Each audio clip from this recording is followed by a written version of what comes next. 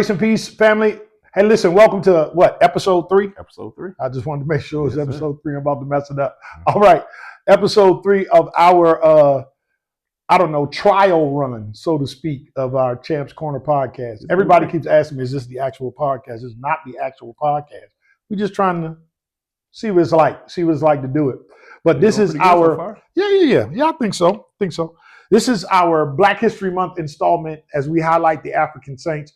What a Black History Month it's been around here at the river. God has been taking us on somewhat of a journey of sorts. Yes. But tonight, we're going to bring to your attention 2 more of our amazing African saints. While we are celebrating Black History Month and the contributions of African Americans to the American way of life, we also want to look at the contributions of the continent of Africa to the Christian faith.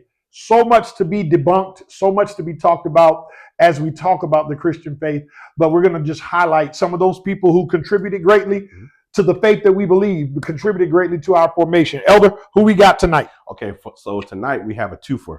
We're going to be talking about Saint Perpetua and Saint Felicity. They were born around 182 AD, actually in Carthage, Africa. That's where they're from, is Carthage, Africa. Awesome. It's very interesting because this is somewhat of a very delicate story, because Felicity and Perpetua had a relationship of employer and employee, if you will, so to speak. Okay.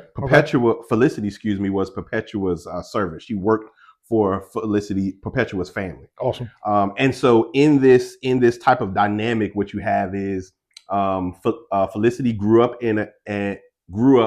serving Perpetua. Perpetua's house was a Christian home.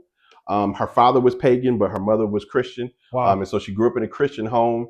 And during the time when Christians were being heavily persecuted, Perpetua would not deny her faith in Christ. Wow. And so because they wouldn't make oblation and give offerings to the emperor, they were in prison. The caveat is that they were pregnant while they were in prison.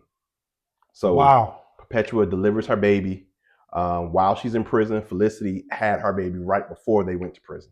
Wow. While they're in prison, they continue to keep their faith. They were given opportunities to renounce their belief in God and honor the emperor.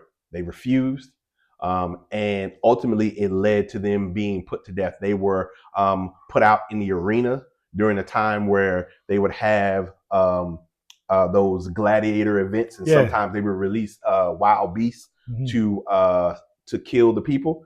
They were put out in the arena for the enjoyment and pleasure of the Roman citizens. Wow. As a result of that, they refused to deny Christ. Perpetua's father even came before she was executed and pleaded with her again, just deny Christ so that you can come home and take care of your baby, right? Your child that was just born. But she wanted to leave a legacy, an inheritance beyond just natural means. She wanted to leave a legacy of faith so that her child could grow up knowing that her mother believed and trusted in God. I think what's amazing about these amazing women of God is the deep commitment, the level of faith that they shared. Listen, so much so to paying the ultimate sacrifice of martyrdom, but even in life, being martyred while giving up the 2 things that I think are most important to any woman. Absolutely. That husband and those children. Absolutely. Man, what an amazing contribution. What amazing women of God.